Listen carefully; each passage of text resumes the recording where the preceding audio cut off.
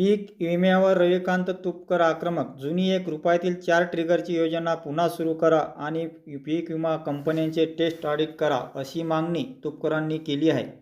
सरकार आणि विमा कंपन्यांमध्ये साटेलोटे असल्याचा आरोपही त्यांनी केला आहे. मागण्या मान्य न झाल्यास आंदोलनाचा इशारा. पाहूया सविस्तर व्हिडिओमध्ये फक्त शेगाव लाईव्हवर.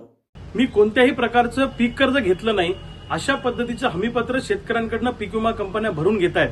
त्यामुळं पीक कर्ज घेतलं तर कदाचित पीक विमा मिळणार नाही, अशा पद्धतीचं धोरण पीक विमा कंपन्यांचं असू शकतं. सरकारने ही जाचकाट उठवली पाहिजे, ही आमची मागणी आहे. दुसऱ्या बाजूला पूर्वी ₹1 4 ट्रिगरवाली पीक विमा योजना होती, त्यामध्ये विमा भरपाई मिळण्याची शक्यता होती. पण आता 1 ट्रिगरवाली जी सुधारित पीक विमा योजना आणली आहे, यामध्ये कापणी प्रयोगावर आधारित पीक विमा मिळणार आहे. त्यामुळे कमीत कमी शेतकऱ्यांना विम्याची भरपाई मिळेल अशी व्यवस्था या योजनेमध्ये करण्यात आलेली आहे. दुसऱ्या बाजूला सरकारचं आणि विमा कंपन्यांचं साठलोट आहे. म्हणजे ₹100 प्रीमियम पोटी जमा करायचे आणि वाटताना फक्त ₹10 वाटायचे.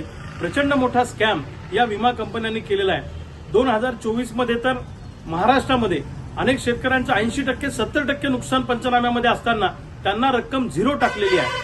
म्हणजे लुबाडण्याचं काम शेतकऱ्यांना विमा कंपन्यांनी केलेलं आहे.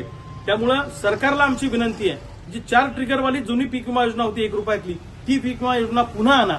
ही पीक विमा सध्या जे चालू आहे, ही विमा योजना बंद केली पाहिजे, अशी आमची शेतकऱ्यांची मागणी आहे. आणि आतापर्यंत पीक विमा कंपन्यांनी जेवढा काही कारभार महाराष्ट्रात केला, त्याचं टेस्ट ऑडिट झालं पाहिजे. दूध का दूध पाणी का पाणी झालं पाहिजे. ह्या पीक विमा कंपन्या सरकारला पैसे देतात, हप्ते देतात, त्यामुळे सरकार यांना पाठीशी घालताय. एकदा दूध का दूध पाणी का पाणी होऊ द्या. प्रचंड मोठा स्कॅम या पीक विमा कंपन्यांनी केलेला आहे. शेतकऱ्यांच्या खिशावर दरोडा टाकण्याचं काम या कंपन्यांनी केलेलं आहे. त्यामुळे सरकारला आमची विनंती आहे की तातडीनं जुनी पीक विमा योजना लागू करा, याचं दूध का दूध पाणी का पाणी करा, टेस्ट ऑडिट करा आणि या कंपन्यांचं ब्लॅकलिस्ट करा. या कंपन्यांना यांच्यावर कठोर कारवाई करा, अन्यथा महाराष्ट्रातल्या शेतकऱ्यांना घेऊन प्रचंड मोठं आंदोलन येणाऱ्या काळामध्ये उभं राहील.